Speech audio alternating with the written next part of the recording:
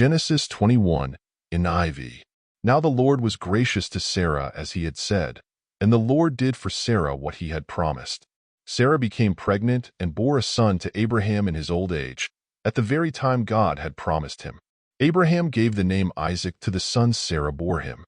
When his son Isaac was 8 days old, Abraham circumcised him, as God commanded him. Abraham was 100 years old when his son Isaac was born to him. Sarah said, "God has brought me laughter, and everyone who hears about this will laugh with me." And she added, "Who would have said to Abraham that Sarah would nurse children? Yet I have borne him a son in his old age." The child grew and was weaned, and on the day Isaac was weaned Abraham held a great feast.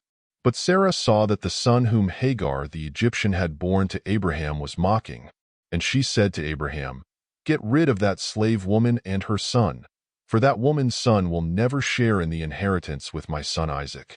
The matter distressed Abraham greatly because it concerned his son. But God said to him, "Do not be so distressed about the boy and your slave woman. Listen to whatever Sarah tells you, because it is through Isaac that your offspring will be reckoned. I will make the son of the slave into a nation also, because he is your offspring." Early the next morning Abraham took some food and a skin of water and gave them to Hagar. He set them on her shoulders and then sent her off with the boy. She went on her way and wandered in the desert of Beersheba. When the water in the skin was gone, she put the boy under one of the bushes. Then she went off and sat down about a bowshot away, for she thought, "I cannot watch the boy die." And as she sat there, she began to sob. God heard the boy crying, and the angel of God called to Hagar from heaven and said to her, "What is the matter, Hagar? Do not be afraid. God has heard the boy crying as he lies there.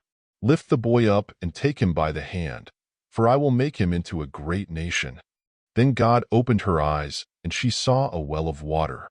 So she went and filled the skin with water and gave the boy a drink. God was with the boy as he grew up. He lived in the desert and became an archer. While he was living in the desert of Paran, his mother got a wife for him from Egypt. At that time Abimelech and Phicol, the commander of his forces, said to Abraham, "God is with you in everything you do. Now swear to me here before God that you will not deal falsely with me or my children or my descendants. Show to me, in the country where you now reside as a foreigner, the same kindness I have shown to you." Abraham said, "I swear it." Then Abraham complained to Abimelech about a well of water that Abimelech's servants had seized. But Abimelech said, "I don't know who has done this. You did not tell me, and I heard about it only today." So Abraham brought sheep and cattle and gave them to Abimelech, and the two men made a treaty.